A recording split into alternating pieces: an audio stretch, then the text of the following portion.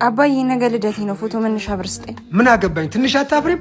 በዚህ እድሜሽ ልደት ላክብር ስትይ? ኡፍ ተዋት እባክህ፣ ልጅ እኮ ነች። ያለ እድሜዋ አታስረጃት። እንዴት ዋላችሁ? እንዴት ዋልክ የኔ ልጅ? እንዴት ዋልሽ የኔ እናት? ውይ የኔ ልጅ ሁሌ ትቸገራለህ አይደል? ይኸው አባ። ምን አባቴ ላድርግ ይሁንዬ፣ ከወለዱ ላይ ቀር እንዳንተ ነው። እንኪ ለልጁ ስጩ። ለኔስ ምን አገባኝ? እማዬ አየሽው አይደል? እኔ ልብሱን ጫማውን እያሳጠበኝ ልደቴ እንደሆነ እያወቀ ምንም ሳይገዛልኝ መጣ። ውይ ልጄ እየቀለደ እኮ ነው። ይሄ ላንቺ ነው።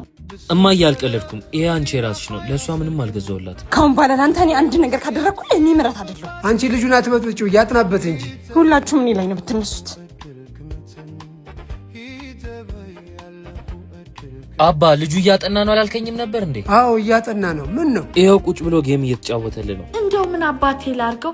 እኔ እኮ ይሄን ልጅ መቆጣጠር አልቻልኩም። ወላጆች ዛሬ ለእናንተ ቆንጆ መፍትሄ ልስጣችሁ። ልጆቻችሁ ማትሪክ ፈተናን መውደቅ የሚባል ነገር ሊቀር ነው። ከ7 እስከ 12 ላሉ ተማሪዎች ቴሌግራም ላይ ብቻ በመግባት በኤአይ የታገዘ ስተዲ ፕላን ወይም ደግሞ በየቀኑ ልጆቾት ምን ማጥናት እንዳለባቸው ከማውጣት ይጀምራል። ለተፈታኝ ተማሪዎች ከ5 ዓመት በፊት የነበሩ የዩኒቨርሲቲ ፈተና ጥያቄዎችን ከነመልሱ ያዘ። ከ7 እስከ 12 ሾርት ኖት ወይም አጤሬራ ከነመማሪያ መጽሐፋቸው ያዘ። እኛ ሀገር ላይ ብዙም ያልተለመደውን ፍላሽ ካርድ በውስጡ ይዟል። ከተለያዩ ቦታ የወጡ አጋዥ ቪዲዮዎችንም በውስጡ አካቷል። እነዚህን ሁሉ ነገር ያቀረበልን ኢትዮ አይኪው ነው። ኢትዮ አይኪው ከዚህ በፊት ቤት ለቤት በማስጠናት እናውቃለን።